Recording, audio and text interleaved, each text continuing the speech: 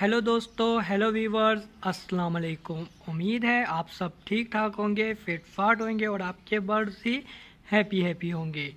आज का जो टॉपिक है वो मैं लेकर आया हूँ पीकॉक के बारे में। आप लोगों को आप लोगों के जहन में यही क्वेश्चन रहता है कि पीकॉक ब्रीडिंग किस दिन करते हैं, किस मंथ करते हैं। तो आप लोगों को ये मैं कंफर्म कर देता हूँ, इनका जो महीना है वो मार्च का है। जिस तरह अभी मार्च का महीना शुरू हो चुका है और अब मैं आपको दिखाता हूँ कि मार्च के महीने में आपने क्या क्या एहतियात करनी है केज में।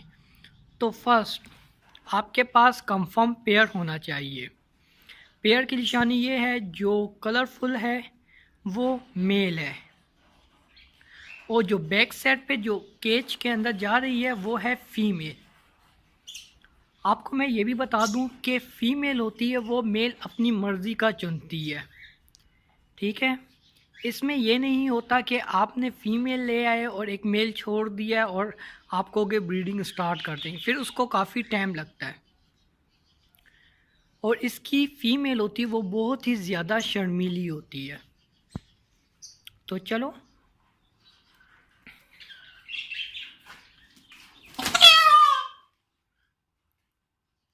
ये अभी केज में पेयर आ चुका है और मैं आपको दिखाता हूँ कि मार्च के महीने में मैंने केज के साथ क्या किया है। तो इनकी जिस तरह आप देख सकते हैं, यहाँ पर मेरे पास दो पेयर है और मैं ये केज के अंदर आपको थोड़ा जाकर दिखा। केज के अंदर क्या, मैं आपको बाहर ही से दिखा क्योंकि मैं नहीं चाहता कि मेरे बर्ड्स डिस्टर्ब हो जाए। आप देख सकते हैं मैंने उनके लिए क्या सिस्टम किया है। एक साइड पे छोटी सी दीवार बना दी है, ठीक है, इनके साइज़ के मुताबिक। और इसके बीच में मैंने क्या रखा है, ये है भूसा। ये भूसा अक्सर सब्ज़ी मंडी वालों के पास होता है, जिसमें ये क्रेट के अंदर फ्रूट हो या एक्स्ट्रा कोई ऐसी चीज़ें हो जो वो कहते हैं कि हमारा फ्रूट ख़राब ना हो, तो वो भूसा के इस्तेमाल करते हैं भूसे का। तो इसी तरह मैंने बीच में थोड़ी लंबी दीवार रख दी है और इनके केज में मैंने ये भूसा डाल दिया है। बिल्कुल सेम टू सेम मुर्गी की तरह होते हैं। और जब ये ब्रीडिंग एग देना शुरू कर देंगे तो मेरी आप लोगों से गुजारिश यही है कि जब वो एग दे रहे हैं, क्लच आपको दे रहे हैं, तो प्लीज़ आप इनके एग के साथ डिस्टर्ब ना करें, क्योंकि फ़ीमेल डर जाती है और ये कहीं और भी ब्रीडिंग कर सकती है।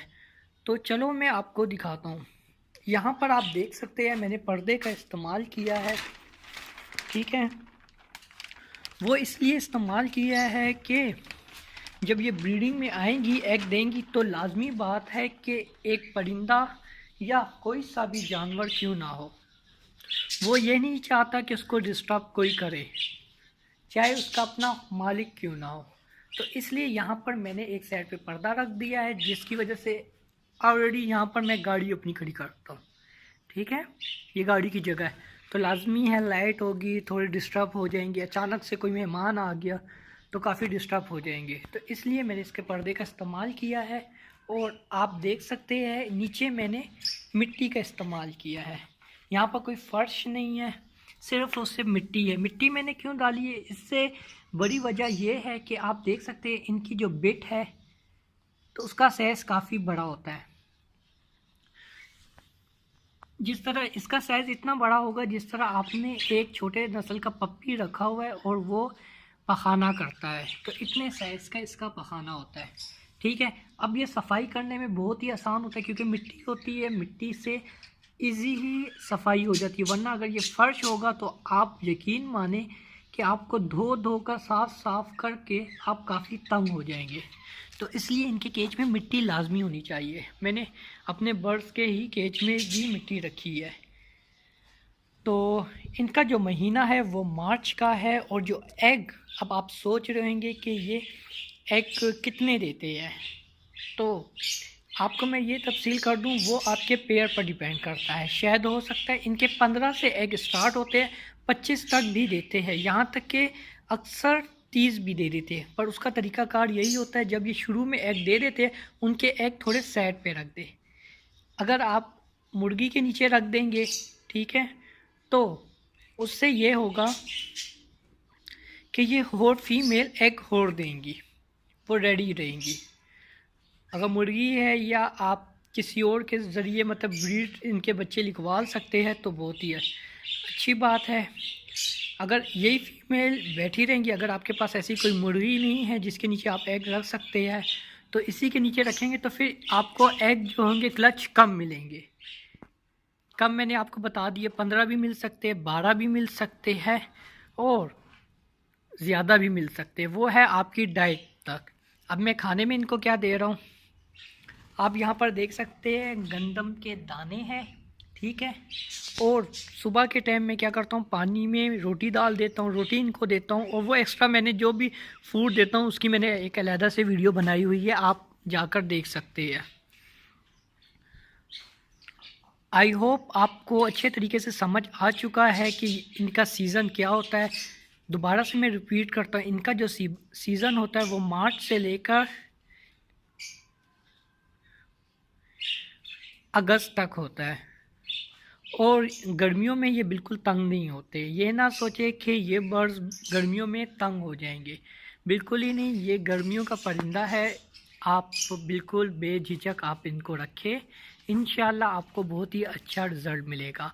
और अगर आप सोच रहे हैं कि नहीं इनमें काफ़ी बीमारियां हो जाती है, मिसाल के तौर पे इनको ब्लड फ्लू, ये बर्ड्स की बीमारी लग सकती, कोई भी एक्स्ट्रा वो बीमारी, हमेशा मैं आप लोगों को यही बताता हूँ वो माहौल पे डिपेंड करता है। अगर आपकी जगह क्लीन है, साफ़ है, साफ़ सुथराई का आप अच्छे तरीके से ख्याल रखते हैं तो लाजमी है बीमारी बिल्कुल ही नाम नहीं ले सकती। और अगर आप केज साफ़ नहीं रखेंगे, इनका माहौल आप अच्छा नहीं देंगे तो लाजमी बात है कि आप ख़ुद बीमार हो जाएंगे। तो ये तो परिंदे हैं, ये तो लाजमी बीमार हो जाएंगे। ओके, अपना ख्याल रखना, दुआओं में याद रखना। और जो जितने भी पुराने व्यूवर्स हैं, थैंक यू सो मच कि आप लोगों ने मेरे चैनल को सब्सक्राइब किया। और जो न्यू व्यूवर्स हैं वो मुझे देख रहे हैं, तो मैं आपको यही बताता हूँ कि मैं आप लोगों के लिए लाता हूँ इनके केयर के बारे में, इनके हेल्थ के बारे में, इनकी ब्रीडिंग के बारे में, और यहाँ तक कि अगर आप इसका बिज़नेस भी कर सकते हैं तो मैं उसके बारे में भी मैं आपको मज़ीद मालूमात दूँगा। तो अपने दोस्त को इजाज़त दीजिए, अल्लाह हाफिज़। और सब्सक्राइबर का बटन दबाना बिल्कुल मत भूलें, क्योंकि जब आप दबाएंगे सब्सक्राइबर का बटन तो मेरा भी दिल चाहेगा कि मैं आप लोगों के लिए दिलचस्प वीडियो लाता रहूं। ओके, अल्लाह हाफिज़, बाय बाय।